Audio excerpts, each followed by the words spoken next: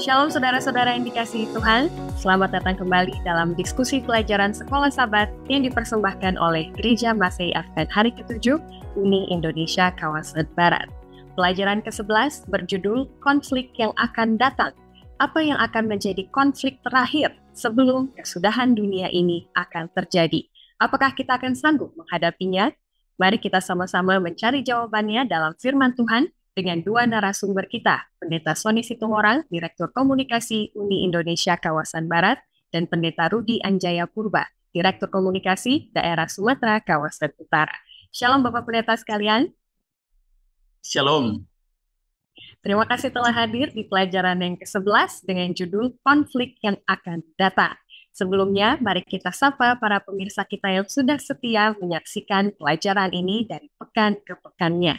Oleh karena itu, saya akan bacakan beberapa nama baru, seperti Dwi Yuliati, Frank, Slot Receh, Nelce Satanga di Jemaat Bangunemo, Pulau Peli, Sulawesi Tengah, Grice Buyu, Dinda Rakmeni, Orgenes Wali, dan Edwin Purba. Ada marga Purba juga, Pendeta Rudi Anjaya Purba. Boleh silakan disambut salam dari para pemirsa ini. Baik pemirsa yang diberkati oleh Tuhan, senang kembali bertemu dalam sesi diskusi pelajaran Sekolah Sabat kita untuk pelajaran yang ke-11, konflik yang akan datang. Terima kasih kepada Dwi, Frank, Norce, dan beberapa sahabat-sahabat pemirsa yang lain. Teristimewa juga ada saudara semarga saya Purba. Semoga pelajaran ini menguatkan iman kita, karena pelajaran ini sungguh luar biasa ini. Bagus sekali konflik yang akan datang, supaya kita siap menghadapinya, dan biarlah pelajaran ini membawa hidup kita lebih setia kepada Tuhan. Terima kasih pemirsa dan Ivy. Terima kasih Pendeta sudah memberi semangat di awal dari diskusi pelajaran ini. Berikutnya saya akan membacakan 3 salam lagi untuk dari Ningsi Nela, maksud saya. Terima kasih Pastor untuk penjelasan Sekolah Sabat yang sangat baik dan jelas. Kiranya penjelasan ini menguatkan iman kepercayaan kita hanya pada Yesus. Berikutnya, tanpa nama dikatakan, puji Tuhan, luar biasa. Terima kasih atas penjelasannya, sangat menolong umat-umat supaya tetap teguh dalam iman dan tidak mudah terpengaruh dengan apapun situasi kondisi yang dialaminya.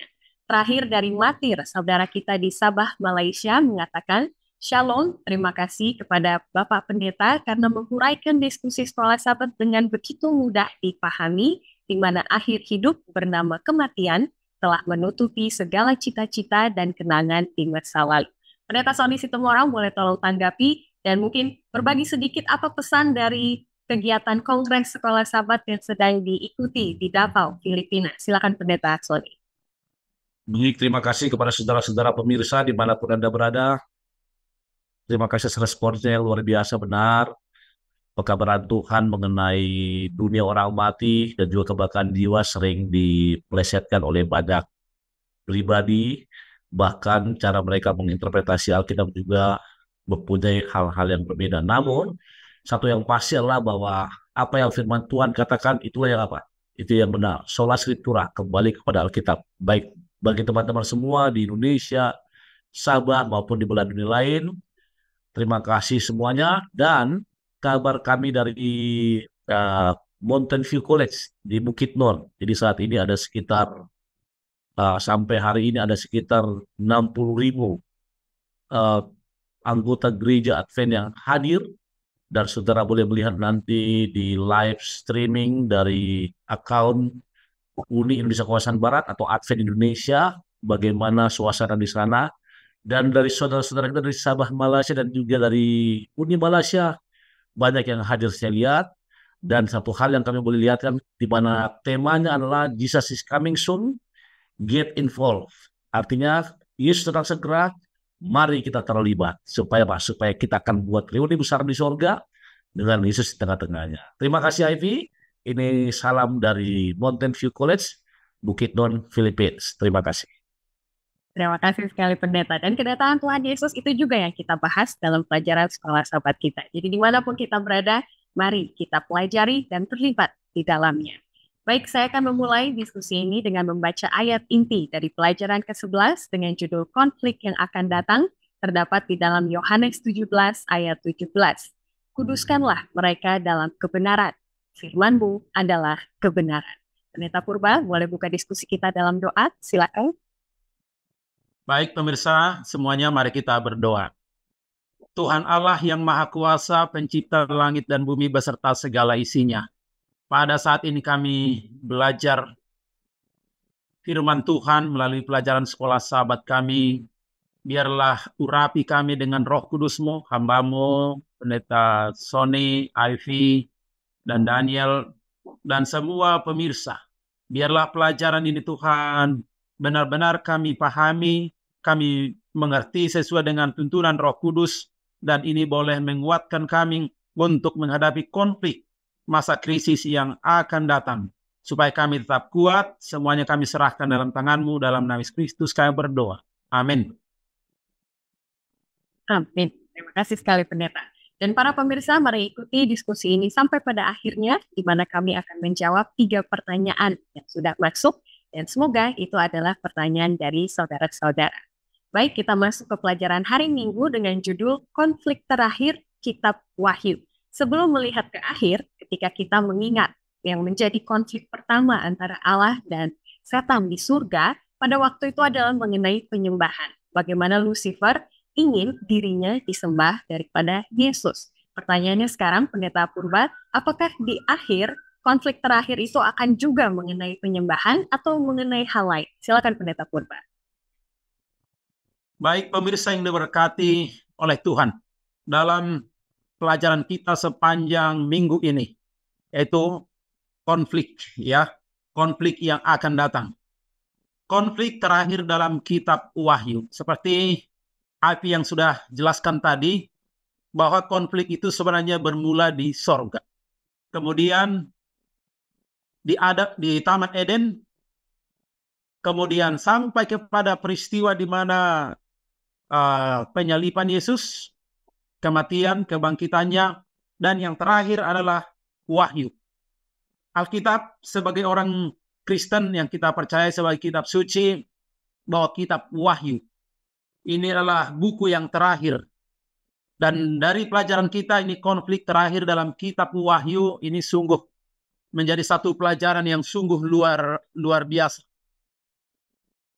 Pemirsa yang diberkati oleh Tuhan, dalam kitab Wahyu ini kita mempelajari bukan hanya sekedar simbol-simbol, ya. Boleh saja kita mempelajari ada lambang-lambang di sana, tapi itu semua merujuk kepada kebenaran firman Tuhan, di mana Alkitab firman Tuhan ini memberikan kepada kita, memberitahukan kepada kita, menubuatkan kepada kita bahwa pada akhir zaman akan ada konflik, ya. Memang benar sudah kita pelajari konflik itu antara Kristus dan iblis dimulai di sorga, ya. Dan puncak daripada konflik itu adalah mengenai penyembahan, mengenai ibadah. Kenapa? Karena setan ingin mengambil, ya, perhatian dari ciptaan, supaya ciptaan Tuhan manusia, supaya dia datang menyembah dia. Tetapi pemirsa yang diberkati oleh Tuhan, yang harus kita sembah itu adalah Tuhan yang telah menciptakan langit dan bumi, dalam Wahyu pasal 14 ayat 7. Maka sebagai puncak daripada klimaks itu adalah mengenai penyembahan hari Sabat. Hari Sabat adalah pengingat abadi, dan itu juga adalah identitas umat Allah. Menegaskan bahwa kita adalah makhluk ciptaan Tuhan, dan kita punya pencipta. Dialah pencipta langit dan bumi beserta segala isinya, dan hanya Dialah yang layak untuk menerima penyembahan itu, dan kepadanya kita harus setia.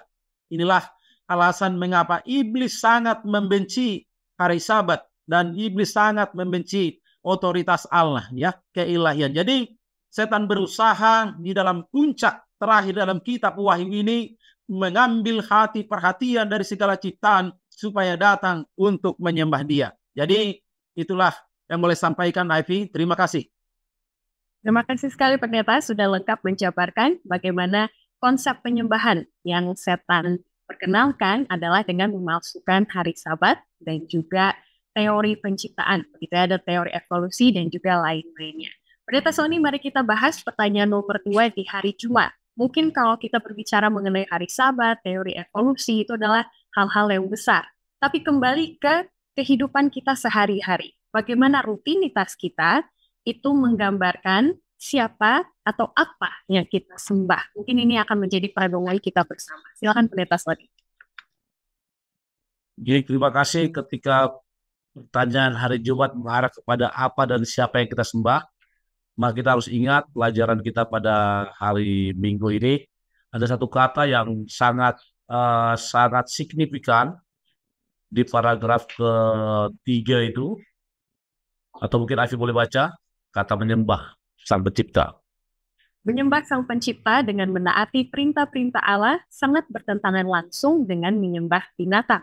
Allah akan memiliki umat akhir zaman yang setia kepadanya meskipun ada perlawanan terbesar dan penganiayaan paling kejam dalam sejarah. Coba kita perhatikan kata setia. Segala macam doktrin, segala macam ilustrasi identitas, segala macam kebenaran, jika para pengikutnya tidak mempunyai hal ini, apa setia, maka itu tidak ada apa artinya. Apa dan siapa yang kita sembah, saya yakin Alkitab sudah menerangkan. Namun pada pelajaran pekan ini sesuai dengan judulnya, maka kenapa sampai judulnya dikatakan konflik terakhir kitab Wahyu? Maka yang dibutuhkan di sana apa? Pribadi-pribadi yang setia, yang dalam bahasa Inggris bukan loyalty ya, apa? Faithfully. Apa arti faithfully? Artinya yang saya katakan dulu dengan akar kata iman. Dan Ivy boleh baca lagi apa yang penulis Advent atau penulis wanita Alkitab mengatakan di bawahnya. Silakan Ivy. Sementara pemelihara sabat palsu yang sesuai dengan hukum negara yang bertentangan dengan hukum yang keempat adalah suatu pengakuan kesetiaan kepada suatu kuasa yang menentang Allah, maka pemeliharaan sabat yang benar dalam penurutan kepada hukum Allah adalah suatu bukti kesetiaan kepada Pencipta. Lagi-lagi dibahas mengenai kata apa? Kesetiaan, faithfully. Artinya apa? Akan ada banyak sahabat-sahabat palsu. Saya tidak akan katakan apa sahabat palsu tersebut, karena kita semua sudah mengetahui ketika ada orang menentang perkataan yang maha tinggi, mengubah waktu dan hukum, maka pada pelajaran pekan ini, sebagai salah satu aplikasi dalam konflik terakhir kitab Wahyu, maka yang benar dan yang salah akan bertarung, yang jahat dan yang baik, bahkan Allah dan setan. Bahkan tadi Pastor Purwa sudah mengatakan bahwa sabat adalah simbol dari Allah sebagai pencipta, benar. Namun, apakah itu berarti bila mana umat-umat Tuhan tidak setia? Itu sebabnya kepada para pemirsa semua, sesuai dengan Wahyu pasal 14 ayat 12, ada kata bertekun. Bertekun sangat berhubungan dengan kesetiaan. Artinya akan ada banyak tantangan, akan banyak obstacle, akan ada banyak ujian, cobaan, tapi selama kita setia, maka kita akan boleh menjadi umat-umat Tuhan yang akan tetap berpengharapan hingga akhir zaman. Terima kasih, Ivy. Terima kasih. Di awal dari diskusi kita sudah ditekankan betapa seriusnya hal penyembahan.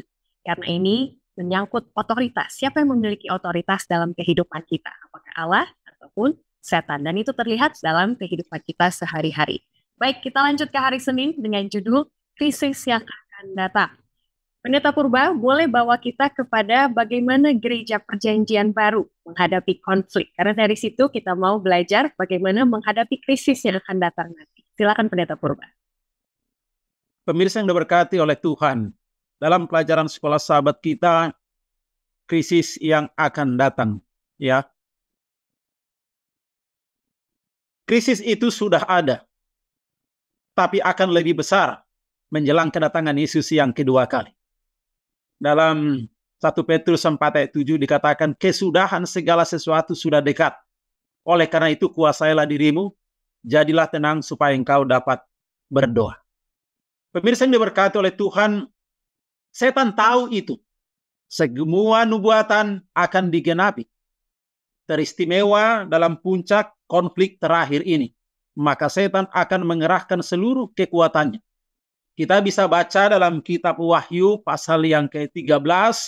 Saya tidak baca ayat per ayat, tapi boleh kita ambil di sana beberapa poin yang penting. Pemirsa yang diberkati oleh Tuhan, dalam peperangan, dalam pertentangan ini, di mana iblis selalu berusaha untuk menyerang Allah, menyerang otoritas Allah, ya, menyerang peribadatan itu. Oleh karena itu, kita bisa lihat ketika Yesus mati di kayu salib, ya, Yesus sudah mengalahkan setan. Walaupun setan sudah kalah, tapi dia tidak tinggal diam. Dia berusaha membuat berbagai cara strategi, mengkampanyekan penipuan-penipuan. Tapi boleh saja apa yang dilakukan oleh setan, penipuan ini tidak berhasil. Maka kemudian setan melakukan yang lebih kuat lagi. Ia menggunakan kekerasan, ya, kekerasan kepada mereka yang menyembah binatang, yang menerima tanda binatang itu. Artinya mereka yang menuruti perintah-perintah kuasa kegelapan, tidak menuruti perintah Allah, maka pemirsa yang diberkati oleh Tuhan, setan berusaha untuk membinasakan orang-orang yang setia menuruti perintah-perintah Allah dengan berbagai cara. Kalau kita bisa ingat bagaimana pelajaran-pelajaran yang lalu, sejarah-sejarah yang lalu, bagaimana setan menggunakan penganiayaan. Boleh saja terjadi kepada krisis yang akan datang ini, penganiayaan agama. Di zaman perjanjian baru, di mana menjelang kedatangan Yesus yang kedua kali, saat ini juga setan gunakan itu. Kita bisa lihat di perjanjian lama bagaimana hal itu sudah terjadi. Kain membunuh Habil, ya. Habil menuruti perintah-perintah Allah. Apa yang telah Tuhan katakan, persembahkanlah korban. Habil menurut, Kain tidak. Ya, tapi apa yang terjadi? Habil yang menuruti perintah Allah, dia harus menerima akibat kesetiaannya. Dia dibunuh oleh saudaranya, ya, Kain. Begitulah pada akhir zaman, ya, menjelang kedatangan Yesus yang kedua kali sepanjang sejarah. Hal ini sudah pernah terjadi. Pemirsa yang diberkati oleh Tuhan, setan bekerja menganiaya dengan kejam orang-orang Kristen, orang-orang yang mempertahankan kebenaran kitab suci, ya, Alkitab sebagai landasan fondasi dari iman. Penganiayaan masa lalu, ya, dan akan terjadi menjelang kedatangan Yesus yang kedua kali. Setiap orang akan dipaksakan untuk melakukan dan menuruti sistem peribadatan yang tidak sesuai dengan firman Tuhan, ya. Penganiayaan itu boleh saja dalam sanksi ekonomi, ya. Tidak boleh menjual, tidak boleh membeli kecuali mereka yang yang memiliki tanda, ya, tanda binatang. Siapa yang menolak, tidak mau menerima tanda yang diberikan oleh setan itu, mereka akan akan mengalami hukuman mati. Wahyu 13 ayat 15 dan 17. Artinya pemirsa yang diberkati oleh Tuhan, IP, krisis yang akan datang itu akan terjadi di mana setan mengerahkan seluruh kekuatannya dengan berbagai cara untuk melemahkan iman daripada orang-orang yang setia, orang-orang kudus, orang-orang yang menuruti perintah Allah. Ya, tetapi Tuhan berikan jaminan bahwa Tuhan akan menyertai umat-umatnya yang setia. Terima kasih, Ivy. Terima kasih juga, Pendeta. Jadi penipuan yang menyesatkan, kekerasan yang memaksa, dan juga mungkin penganiayaan sampai mati. Itu menjadi strategi setan yang kita pelajari dari kehidupan gereja perjanjian baru. Dan sejarah akan berulang di krisis yang akan datang berikutnya. Pendeta Sony Situmorang, tadi Pendeta Purba sudah menyinggung mengenai sanksi ekonomi karena nubuatan Wahyu 13 ayat 15 dan 17 mengungkapkan bahwa penganiayaan ataupun krisis yang akan datang itu masuknya akan dari segi ekonomi. Dalam hal apa, Pendeta? Dan mungkin kalau saya boleh highlight satu kata kunci di sini adalah mengenai kompromi. Mungkin dari situ awalnya, lalu segala sesuatu akan menjadi lebih parah dan lebih besar lagi. Silakan, Pendeta. Pelajaran hari Senin ini membahas satu perikop yang diambil dalam Wahyu pasal 13, yaitu dengan judul perikopnya binatang yang keluar dari dalam laut. Jadi para pemirsa, ini berhubungan, kalau para pemirsa baca ayat pertama, maka ada dikatakan apa? Binatang yang bertanduk 10, berkepala 7, dan Di atas tanduknya terdapat 10 mahkota dan tertulis nama hujat. Ini mengarah kepada, ingat, pelajaran 2 pekan lalu, 1260 hari, dibahas juga mengenai kesembuhannya. Namun, identifikasi ini lebih jelas ketika Ivy akan baca ayat ke 15 sampai ke 17. Boleh Ivy baca? Atau sambil Ivy mencari membuka Alkitabnya, ada satu kata tadi yang Ivy sudah katakan, yaitu mengenai kata kompromi. Kenapa? Ketika para pemirsa melihat para pelajaran hari Senin paragraf ke-5, dikatakan apa? Iblis telah mempersiapkan orang-orang Kristen untuk menerima tanda binatang itu ketika ujian terakhir tiba. Namun sebelum ke sana, mungkin Ivy boleh baca ayat 15 sampai 17. Wahyu 13 ayat 15 sampai 17. Dan kepadanya diberikan kuasa untuk memberikan nyawa kepada patung binatang itu, sehingga patung binatang itu berbicara juga dan bertindak begitu rupa sehingga semua orang yang tidak menyembah patung binatang itu dibunuh. Dan ia menyebabkan sehingga kepada semua orang, kecil atau besar, kaya atau miskin, merdeka atau hamba, diberi tanda pada tangan kanannya atau pada dahinya. Dan tidak seorang pun yang dapat membeli atau menjual selain daripada mereka yang memakai tanda itu, yaitu nama binatang itu atau bilangan namanya. Oke, kita akan lihat ini bagaimana dijabarkan secara rinci mengenai hal yang terjadi di sana. Saya akan panjang-panjang mengarah kepada sana karena saya akan ikutin apa yang diarahkan oleh penulis pelajaran Mark Finley. Maka Ivy boleh baca yang saya baca tadi, paragraf ke-5 mengenai iblis telah. Iblis telah mempersiapkan orang-orang yang mengaku Kristen untuk menerima tanda binatang itu ketika ujian terakhir tiba dengan mendorong mereka untuk berkompromi dalam hidup mereka. Ketika seluruh dunia terlihat mengikuti binatang itu dengan penuh kekaguman, tiba-tiba suasana berubah dan potret nubuatan berfokus pada umat Allah. Wahyu 14 ayat 12 memberikan gambaran ini kepada kita. Inilah mereka yang menuruti perintah-perintah Allah dan iman Yesus. Umat Allah hidup dalam ketaatan yang saleh. Dengan kasih karunia-Nya, mereka berdiri teguh ketika di sekeliling mereka semuanya berguncang. Sementara dunia mengikuti binatang itu, mereka mengikuti anak domba itu kemana saja ia pergi. Dengan kuasa Kristus, mereka menang atas kuasa-kuasa alam maut yang melawan mereka. Perhatikan trennya. Artinya pendahuluan ayat ini mengarah kepada nubuatan 1060 hari. Karena di sana ada yang luka telah disembuhkan, namun ini akan berulang kembali ketika tiba pada akhir zaman. Makanya ada kata kunci tadi yang sudah Ivy katakan, berkompromi. Tapi coba perhatikan para pemirsa di rumah, di atasnya iblis telah mempersiapkan orang-orang yang mengaku Kristen. Artinya akan banyak orang mengaku Kristen, tapi itu akan terlihat dari bagian berikutnya ketika mereka menunjukkan kesetiaannya dengan menuruti perintah-perintah Allah. Bahkan dikatakan dengan mengikuti kemana anak domba itu pergi.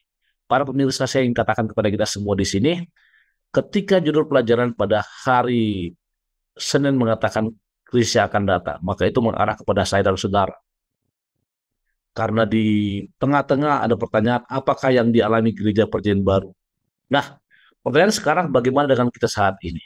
Ketika di awal kita sudah dibuka dengan, kalau Pak bisa lihat di pendahuluan hari Sabat Peta, dibuka dengan adanya satu teknologi. Ini hanya ilustrasi ya, artinya kita tidak langsung percaya begitu, ini hanya ilustrasi mengenai chip, ada lain-lainnya. Tapi ini menunjukkan bahwa ketika itu mengarah kepada perekonomian di rumah tangga Anda, di keluarga Anda, ketika itu mengarah kepada hidup mati Anda, maka kata kompromi akan boleh menjadi suatu hal yang sangat mahal. Kenapa?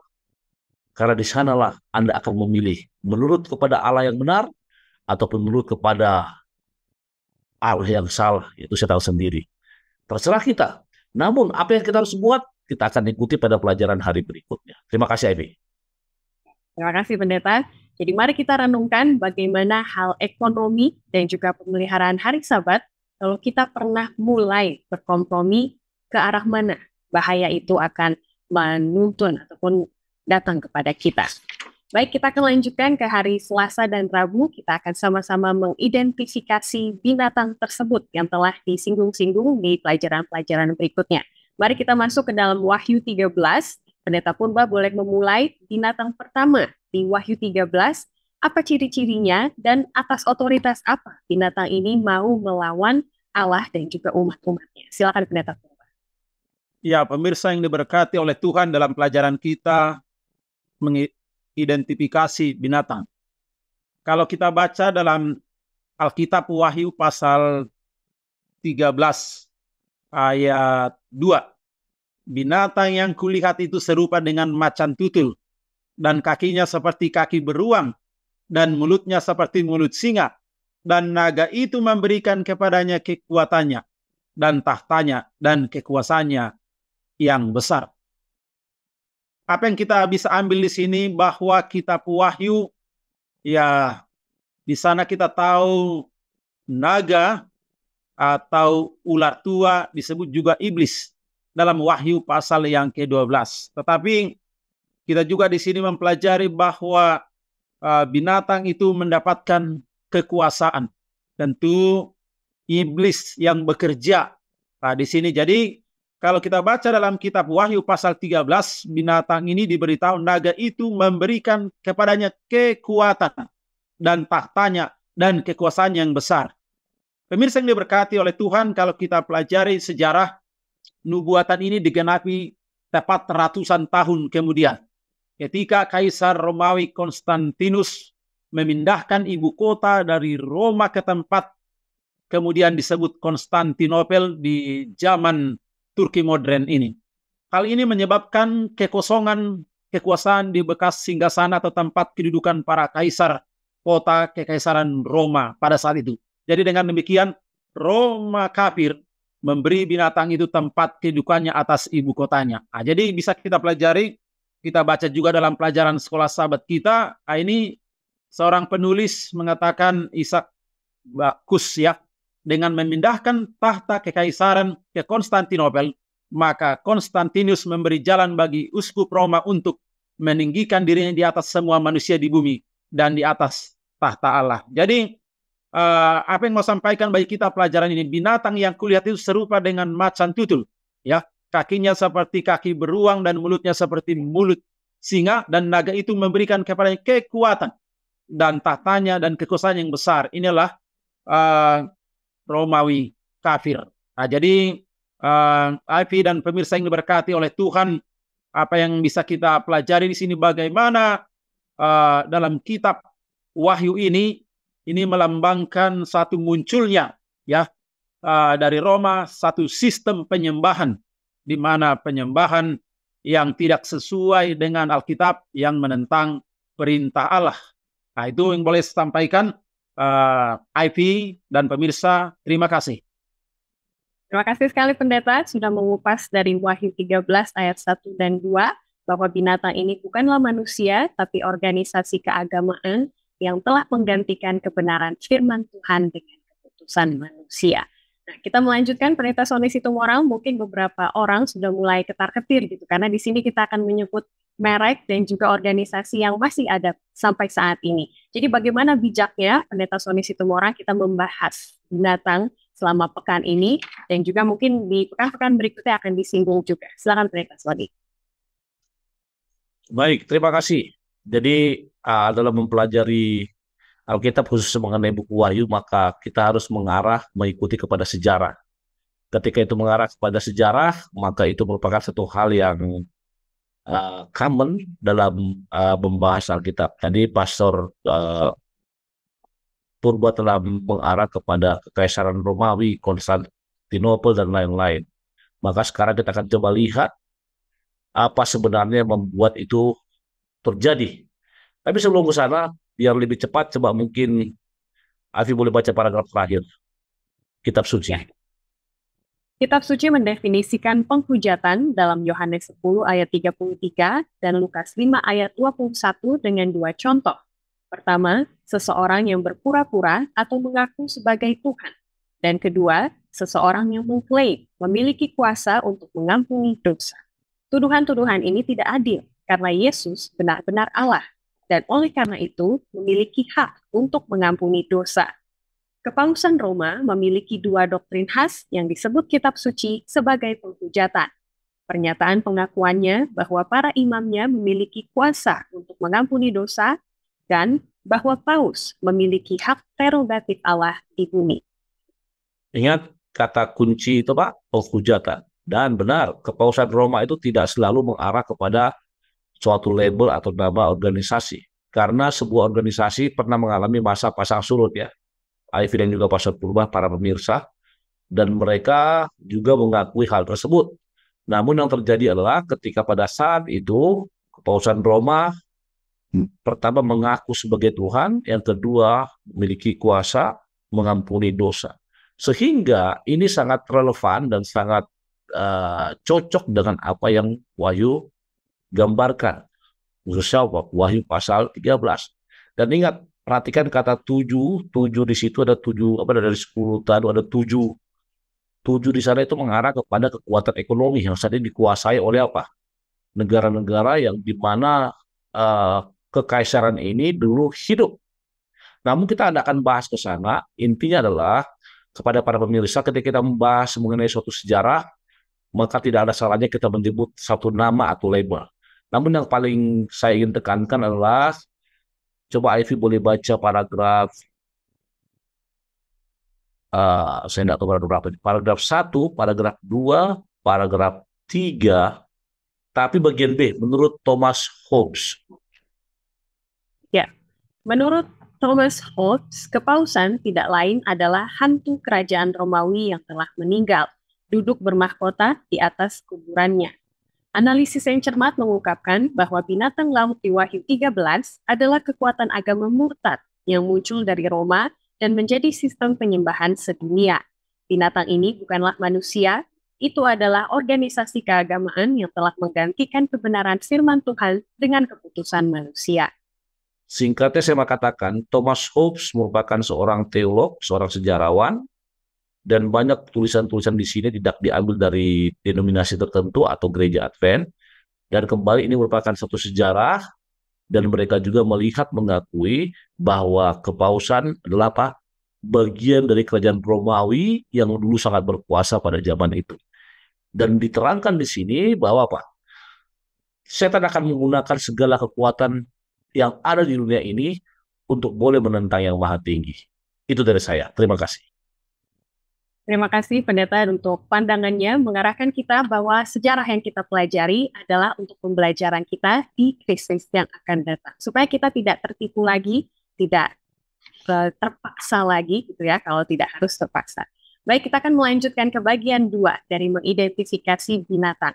Tadi Pendeta Sony Situmorang sudah menyebutkan bahwa ada pasang surutnya dari kekuasaan Romawi kafir ini. Dan yang lebih spesifik yang mau kita bahas adalah ketika kekuasaan Romawi kafir berkuasa selama 42 bulan, seperti yang tertulis di Wahyu 13 ayat 5. Apa yang terjadi dalam masa pemerintahan 42 bulan nubuatan ini, Pendeta Purba, yang mau kita pelajari? Silakan. Pemirsa yang diberkati oleh Tuhan, kalau kita baca dalam Bilangan 14 ayat 34, Yehezkel 4 ayat 6, satu hari nubuatan sama dengan satu tahun harfiah. Ya, jadi kalau kita hitung periode waktu 42 bulan disebutkan dalam Wahyu 13:5 menggunakan bulan Ibrani terdiri dari 30 hari, itu sama dengan 1260 hari nubuatan atau 1 tahun secara harfiah. Apa yang terjadi? Dan kapan ini mulai? Pemirsa yang diberkati oleh Tuhan, ini dimulai pada waktu tahun 538 Masehi hingga tahun 1798 Masehi. Ini satu periode yang panjang di mana ketika tahun 1798 Masehi seorang jenderal bernama Napoleon Berthier menahan kepausan pada saat itu. Periode ini di mana ia dulunya adalah masa supremasi, ya. Kepausan berakhir pada saat itu sesuai dengan nubuatan Wahyu dalam Wahyu 13 ayat 10, barang siapa ditentukan untuk ditawan ia akan ditawan. Jadi ini menjadi satu pelajaran di mana Wahyu 13 ayat 12, luka yang mematikan ini sembuh. Jadi pengaruh kepausan sekali lagi akan terasa pada saat itu. Jadi pemirsa yang diberkati oleh Tuhan, ini adalah masa 42 bulan 1260 hari, di mana disebut ini juga di mana masa kegelapan, ya, di masa banyak sekali orang-orang benar, orang-orang yang setia menuruti perintah-perintah Allah, mereka harus mengalami penganiayaan, penderitaan, ya, ada kesusahan oleh karena kesetiaan mereka kepada Tuhan, ya. Pemirsa yang diberkati oleh Tuhan, bagaimana kuasa, ya, binatang ini yang dipakai oleh kuasa daripada naga itu untuk apa? Untuk mengalihkan perhatian daripada orang-orang percaya supaya tidak setia kepada Tuhan. Nah, jadi pemirsa yang diberkati oleh Tuhan, bagaimana dalam pelajaran kita ini kembali kepada topiknya, krisis yang akan datang itu kepada penyembahan, ya, kepada penyembahan, beribadah sesuai dengan Alkitab, sesuai dengan firman Tuhan. Nah, jadi itu yang boleh sampaikan, nanti akan ditambahkan oleh Pendeta Sony. Terima kasih, Ivy. Betul sekali, Pendeta. Jadi itulah yang telah digenapkan oleh nubuatan dalam Wahyu 13 ayat 5. Sehingga mungkin Pendeta Sony Situmorang, banyak orang sekarang berpikir, lalu bagaimana dengan sekarang? Karena itu tidak terjadi sekarang. Contohnya, banyak pemimpin yang respect sekali dengan kepausan, begitu ya, dan juga banyak hal-hal baik yang mereka lakukan di dunia ini. Jadi seperti sulit untuk mempercayai bahwa masa datang nanti akan seperti di tahun-tahun yang lalu juga. Bagaimana kita menyikapinya, Pendeta? Baik, terima kasih Ivy. Benar, sebuah organisasi mempunyai pengalaman pasang surut, dan Ivy sudah katakan bahwa saat ini banyak pemimpin yang dihormati. Ini merupakan satu hal yang sangat-sangat tepat. Ingat, bulan depan kalau saya tidak salah, maka Paus pun akan mengunjungi Indonesia, ya. Sehingga saya masih ingat, karena ini sekarang lagi demam bola juga, pertandingan sepak bola Indonesia akan pindah ke Gelora Bung Tomo, Surabaya, karena Paus hadir. Ini merupakan satu respek dari negara ini kepada pemimpin dunia. Kenapa saya katakan pemimpin dunia? Mungkin boleh Ivy baca paragraf ke 1, 2, 3, 4, Ivy. Saya suka Ivy baca semua itu yang saat ini. Saat ini, para pemimpin dunia menyambut Paus sebagai duta besar Gereja Roma dan mengunjunginya secara teratur di Vatikan. Dalam dunia yang penuh ketidakstabilan yang belum pernah terjadi sebelumnya, suatu adegan sedang diatur agar Paus Roma menjadi pemimpin moral dunia yang diakui, yang dapat menyatukan banyak orang. Dalam pidatonya pada tanggal 6 Juni 2012 di hadapan lebih dari 15.000 orang yang berkumpul di lapangan Santo Petrus di Roma, Paus Benediktus ke-16 menyatakan, hari Minggu adalah hari Tuhan dan hari bagi pria dan wanita, hari di mana setiap orang harus bisa bebas, bebas untuk keluarga dan bebas untuk Tuhan. Dengan membela hari Minggu, kita membela kebebasan manusia. Ada referensinya di dalam buku pelajaran sekolah sahabat kita. Buku Kemenangan Akhir dengan jelas mengungkapkan kemana gerakan ini suatu hari nanti akan mengarah. Mereka yang menghormati Sabat Kitab Suci akan dinyatakan sebagai musuh-musuh hukum dan ketertiban, sebagai yang merusakkan batas-batasan moral masyarakat, yang menyebabkan anarkis dan korup, dan yang mendatangkan hukuman atas dunia ini. Mereka akan dituduh tidak suka kepada pemerintah. Para pendeta yang menolak kewajiban hukum ilahi akan menyampaikan dari mimbar tanggung jawab untuk menaati kekuasaan sipil sebagai yang ditetapkan oleh Allah. Di gedung-gedung legislatif dan ruang-ruang pengadilan, para pemelihara hukum akan disalahgambarkan dan dihukum. Saya rasa kalimat ini sudah menjelaskan akan apa yang terjadi, dan para pemirsa saya akan terangkan lagi, namun intinya inilah aplikasi dari pelajaran hari pertama, kedua, ketiga, ketika jati diri atau ciri khas atau simbol Allah akan berusaha dirubah oleh circumstance atau situasi dan keadaan yang terjadi di dunia ini, dengan figur seorang yang dianggap menjadi juru damai. Dan ingat tadi pelajaran kemarin, dengan dua hal, mengaku sebagai pengganti Allah, yang kedua, mengaku sebagai pribadi yang bisa mengampuni dosa. Terima kasih, Ivy. Terima kasih, Pendeta. Mari kita diskusikan di ruangan UKSS masing-masing bagaimana pentingnya mempelajari peristiwa-peristiwa akhir zaman. Karena dunia ini cepat berubah. Apa yang tampak hari ini mungkin tidak begitu hari esok dan juga berikut-berikutnya. Baik, terakhir kita akan membahas pelajaran hari Kamis dengan judul Binatang dari Dalam Bumi. Ternyata Wahyu 13 tidak hanya menggambarkan satu binatang, tapi di bagian akhirnya, terutama ayat 11-18, ada binatang kedua yang muncul dari bumi. Apa artinya ini, Pendeta Purba? Pemirsa yang diberkati oleh Tuhan, kita pelajari Wahyu 13, ada binatang keluar dari dalam laut, ada binatang keluar dari dalam bumi. Ya, laut melambangkan bangsa-bangsa yang rakyatnya banyak, ya. Tapi kalau bumi melambangkan daerah yang jarang penduduknya di dunia ini. Jadi binatang yang kedua ini muncul menjelang akhir periode nubuatan di mana binatang yang pertama telah menjalankan otoritasnya. Jadi pemirsa yang diberkati oleh Tuhan, dalam pelajaran sekolah sahabat kita bahwa Amerika Serikat sangat cocok dengan keterangan yang dari binatang keluar dari dalam bumi ini. Ya, kenapa? Amerika Serikat mendeklarasikan kemerdekaannya tahun 1776 dengan mengadopsi ya konstitusi di mana sesuai dengan kitab Wahyu pasal 13, Yohanes melihat dan mengatakan ia bertanduk dua seperti anak domba, ia berbicara seperti seekor naga. Ya, tanduk dalam kitab suci melambangkan kekuatan. Tidak seperti binatang yang pertama yang kita pelajari. Binatang yang kedua ini tidak memiliki mahkota pada tanduknya, tetapi ia menunjukkan bahwa ia bukanlah seorang raja. Kedua tanduknya ini melambangkan satu prinsip, ya, prinsip di mana ada kebebasan. Ya, kebebasan apa itu? Kebebasan untuk bebas mengeluarkan pendapat, bebas berpolitik, dan kebebasan menganut agama. Jadi memang luar biasa Amerika ini meninggikan hak asasi manusia, ya, dan kebebasan untuk beragama. Jadi dua prinsip pemerintahan ini ya sama, mirip dengan apa? Kedua tanduk dalam kitab Wahyu pasal 13 ayat 11, yaitu binatang yang keluar dari dalam bumi. Terima kasih, Ivy. Terima kasih Pendeta sudah berusaha menjelaskannya dengan singkat. Dan memang benar, nubuatan telah menggambarkan kita bahayanya ketika kuasa agama dan kekuasaan politik bersatu, alias dua tanduk yang tadi sudah disebutkan, ya, dan menjadi amaran dan juga peringatan bagi kita untuk di pihak mana kita berada, tentunya di pihak Allah.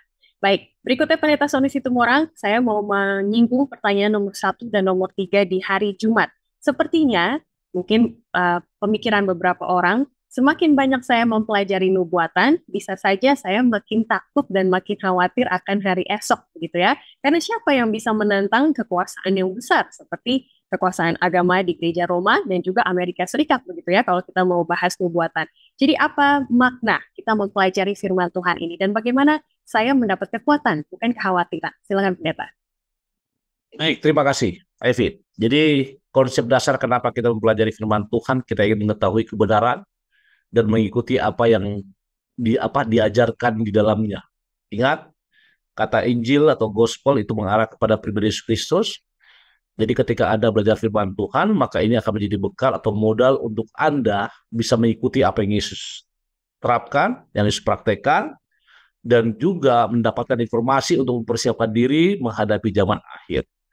Ketika berbicara mengenai ketakutan, maka itu sah sebagai seorang manusia. Karena the more you digging the Bible, the more information you will know about the second coming of Jesus. Itu kata orang kan. Semakin giat kita mempelajari Alkitab, maka semakin banyak yang kita ketahui mengenai akhir-akhir atau masa sebelum Yesus datang. Dan pada konteks pelajaran pada hari Kamis ini, Ivy dibahas binatang keluar dalam bumi. Para pemirsa, coba kita sedikit aja masuk kepada Wahyu 13 ayat 11. Lihat. Ia bertanduk dua seperti anak domba. Ketika kita mempunyai imajinasi sedikit, apa yang saudara ingat dengan domba? Domba merupakan apa? Lambang yang sering digunakan Alkitab untuk mengarah kepada Yesus, mengarah kepada anak domba, mengarah kepada sebuah kelembutan, sebuah kenyamanan. Dan tanduk ini mengarah kepada power atau kekuasaan. Namun yang menjadi pertanyaan ketika para pemirsa lihat di Wahyu pasal 13 ayat 11, ia berbicara seperti seekor naga. Oke, karena penulis pelajaran menggambarkan sebuah negara di sini, sekarang coba kita akan lihat. Anggap kita belum tahu negara tersebut. Di mana negara di dunia yang menjanjikan kenyamanan, hidup sejahtera, semua fasilitas kepada para penduduknya, bahkan di masa tuanya pun diberikan fasilitas. Maka itu mengarah kepada negara yang disebutkan di sini, itu Amerika Serikat. Dan negara yang lembut ini punya kuasa. Tapi once dia mengatakan A, maka kita semua harus A. Namun, yang saya mau katakan ketika para pemirsa mengetahui hal tersebut, apa yang kita akan buat? Ivy, boleh baca paragraf berapa dia? 1, 2, 3, 4 mengenai negara yang ditemukan oleh Columbus ini ya. Columbus tahun berapa itu? Saya lupa. Ivy, dari bangsa yang ramah. Ya, bangsa yang ramah dan seperti anak domba ini pada akhirnya berbicara seperti seekor naga. Ia menjalankan seluruh kuasa binatang yang pertama dan meninggalkan prinsip-prinsip kebebasan beragama sehingga seluruh bumi dan semua penghuninya menyembah binatang pertama. Amerika Serikat akan memimpin dalam mengharuskan semua orang di bumi untuk menyembah binatang pertama dengan mengakui otoritas spiritual dan sekuler kepausan, maksud saya. Menurut nubuatan ini, Amerika Serikat membentuk sebuah patung untuk binatang itu, persatuan gereja dan negara, dan akan mengharuskan semua orang untuk menyembah patung ini. Oke, satu hal contoh singkat adalah, para pemirsa, kita semua apa sekarang satu peraturan yang berhubungan dengan prinsip agama yang sekarang sudah dilegalkan. 4 huruf yang sangat terkenal, LGBT, dan juga pernikahan sesama jenis. Bahkan muncul peraturan dari informasi saya dengar, bahwa bila mana ada para pendeta atau para pemuka agama yang tidak mau melakukan hal tersebut, dia melanggar undang-undang negara. Namun saya tidak akan mengarah ke sana. Yang saya mau arahkan sesuai dengan judul pada saat ini dan juga pertanyaan dari Ivy, apakah saya akan semakin takut ketika saya mempelajari ini? Ketika Anda setia, ketika Anda mengakui Yesus Juru Selamat Anda, ketika Anda mau dimurnikan, maka tidak ada kata takut. Yang ada adalah apa? Tuhan, bantu saya. Kirimkan Roh Kudus Tuhan untuk membantu saya dalam melewati hari-hari di mana ujian cobaan akan semakin banyak kami hadapi. Terima kasih, Ivy.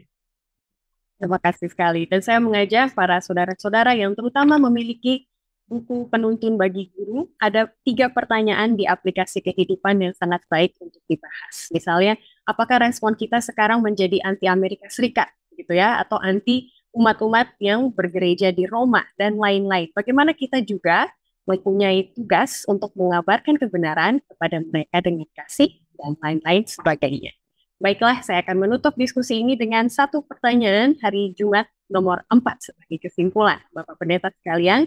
Jadi, setelah kita berusaha memahami peristiwa-peristiwa akhir zaman, apa yang Tuhan harapkan bagi kita untuk hidup seperti apa? Sikap yang seperti apa? Boleh saya mulai dari Pendeta Sony Situmorang terlebih dahulu. Baik, terima kasih. Jika Ivy menanyakan hal tersebut, maka saya ajak pemirsa untuk kembali kepada ayat hafalan kita. Kuduskanlah mereka dalam kebenaran, firman-Mu adalah kebenaran. Ketika saya, saudara, kita semua mengetahui mengenai kebenaran tersebut, maka hal yang harus kita lakukan adalah mengikuti kebenaran tersebut atau mengabaikan kebenaran tersebut. Dan ditunjukkan pada pelajaran hari Sabtu petang, ada 1 kalimat di bagian bawah dikatakan, seruan terakhir Allah adalah seruan untuk tetap setia pada Kristus meskipun ada penganiayaan, boikot ekonomi, pemenjaraan, dan putusan hukuman mati. Intinya adalah apa? Pilihan di tangan kita. Namun saya percaya ketika Anda belajar sekolah sabat setiap hari, belajar firman Tuhan setiap hari, maka saya percaya kita akan berusaha bahkan dengan lengkap pasti mengatakan, Tuhan, ini aku hamba-Mu, tuntun aku untuk bisa hidup dalam kebenaran. Terima kasih. Terima kasih. Pendeta Purba, silakan dikuatkan. Baik, pemirsa yang diberkati oleh Tuhan, Ivy dan kita semua. Kita sudah belajar tadi mengenai konflik yang akan datang. Dan kitab Wahyu inilah kitab nubuatan. Dan itu pasti akan terjadi. Karena inilah firman Tuhan.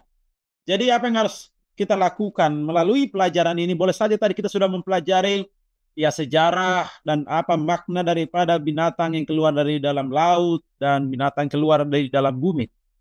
Ya, kira-kira apa penerapannya dalam kehidupan kita di sini? pemirsa yang diberkati oleh Tuhan, kita harus mempersiapkan diri kita dengan cara tetap setia, bergantung teguh kepada firman Tuhan, ya, kebenaran firman Tuhan, dan lebih banyaklah berserah kepada Tuhan. Karena dalam konflik yang besar yang akan terjadi nanti itu, kita sebagai manusia tidak kuat, tetapi Tuhan akan menguatkan kita. Yesus sudah menang dalam konflik itu melawan setan, iblis, dan kuasa-kuasa kegelapan.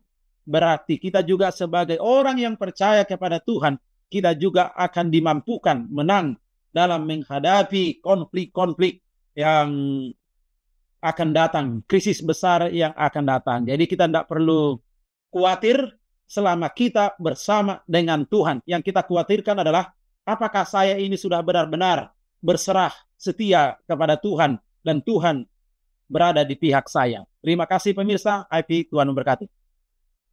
Terima kasih pendeta untuk kesimpulan dan juga penguatannya.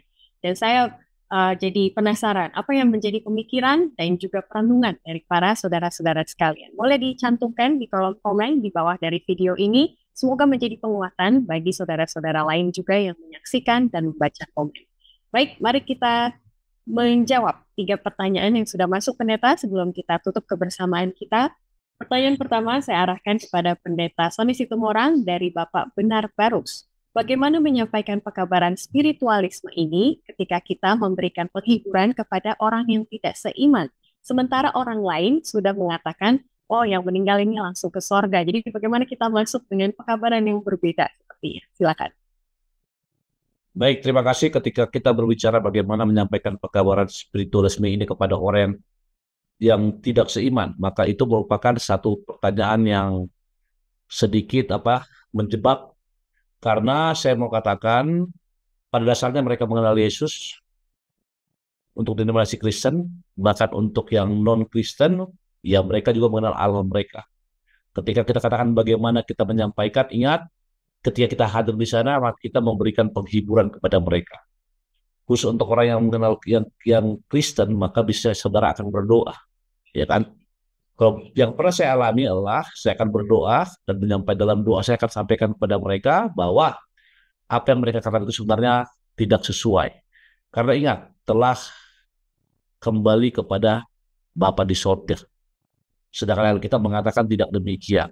Yang harus dilakukan adalah mereka beranggapan seperti itu karena mereka tidak mengetahui yang sebenarnya. Dan benar, tidak mungkin kita langsung bicara doktrin di sana. Artinya kita berikan hal-hal dalam setiap kesempatan yang kecil untuk menyampaikan bahwa tubuh kembali ke tanah dan roh akan kembali kepada yang empunya. Dengan cara apa? Dalam diskusi atau kata-kata penghiburan kita kepadanya. Lalu bagi orang di luar, terus terang akan sedikit sulit, namun kita akan ambil waktu berikutnya untuk boleh mengenalkan, memberitahukan kepada mereka apa yang sebenarnya mengenai hal tersebut. Karena ini sifatnya studi case, nggak semuanya akan sama, tergantung latar belakang orang tersebut, agama, dan yang lainnya. Tapi intinya, kita punya kebenaran yang harus disampaikan, namun the way cara menyampaikannya, kita harus bijaksana. Terima kasih, Ivy. Terima kasih pendeta dan juga Bapak Barus. Berikutnya untuk pendeta Purba, saya bacakan pertanyaan dari Raymond Sakul. Tubuh dari tanah liat ini dikutuki dosa manusia. Roh hembusan dari pencipta tidak dikutuki dan tidak menjadi najis. Apakah pendapat ini benar, pendeta?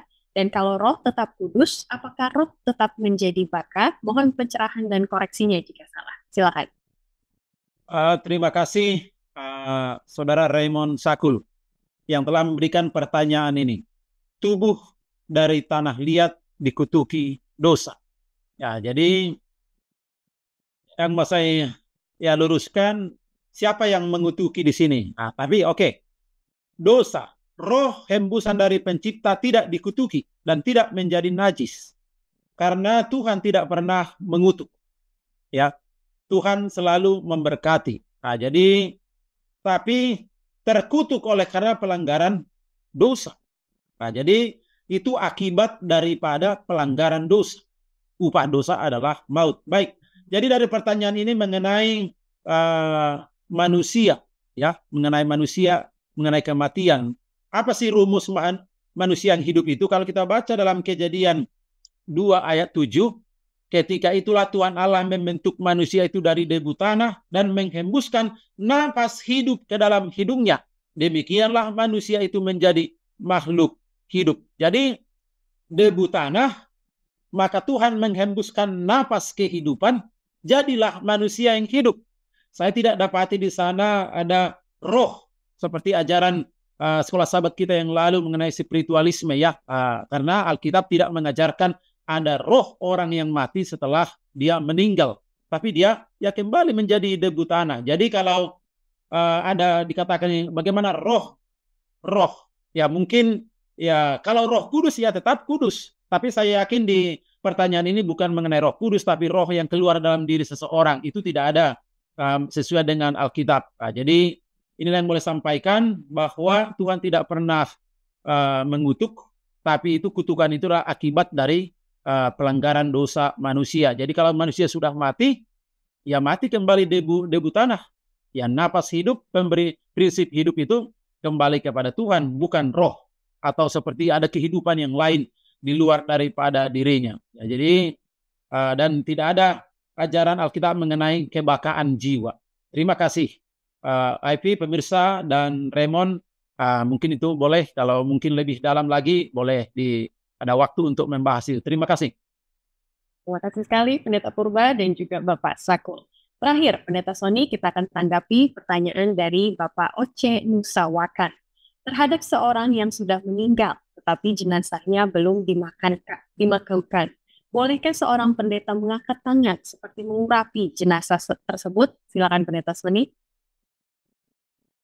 Mungkin bagi sebagian orang, ketika seorang pendeta dari berbagai denominasi berdoa di hadapan orang mati, maka mereka berpikir bahwa mereka mengurapi atau pendeta tersebut mengurapi orang yang sudah mati. Ingat bahwa orang yang mati tidak tahu apa-apa, dan orang yang mati merupakan pribadi yang sudah kembali ke tanah. Ada jasadnya terlihat. Maka ketika bertanya boleh apa tidak, maka seorang hamba Tuhan hanya akan melayani orang yang masih hidup, orang yang masih yang mau mengetahui kebenaran. Artinya kata pelayan itu merupakan kata kerja yang terjadi antara dua individu yang masih hidup. Lalu bagaimana bila mana seorang pendeta mengurapi jenazah? Saya mau katakan lagi, ketika seorang pendeta angkat tangan itu sama saja memberikan suatu penghiburan kepada keluarganya yang di sekitarnya, supaya mereka dikuatkan, mendapatkan penghiburan yang terjadi dari sorga, bukan memberkati jenazah. Jadi sudah sangat jelas ketika dikatakan boleh apa tidak boleh. Tapi ketika dikatakan siapa yang diberkati atau didoakan adalah keluarga dekat atau keluarga penggabungan yang kehilangan. Terima kasih, Ivy. Baik sekali, semoga itu menjadi kekuatan iman bagi kita sekalian. Mari kita tutup kebersamaan kita dengan doa berkat dari Pendeta Sony. Kita berdoa. Bapa Surgawi, terima kasih Tuhan karena berkat-Mu kami boleh mempelajari sekolah sahabat kami ini.